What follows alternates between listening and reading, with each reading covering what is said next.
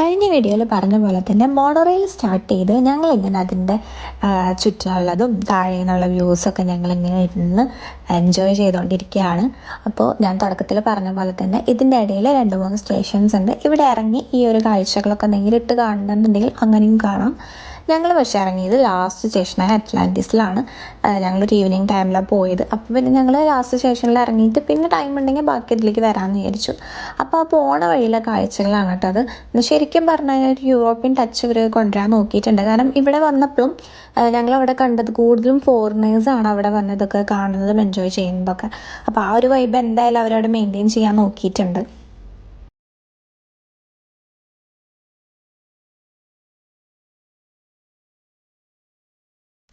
ഇതുപോലെ തന്നെ വളരെ റിലാക്സിങ് ആയിട്ടുള്ള അറ്റ്മോസ്ഫിയർ ആയിരുന്നു അവിടെയുള്ളത്.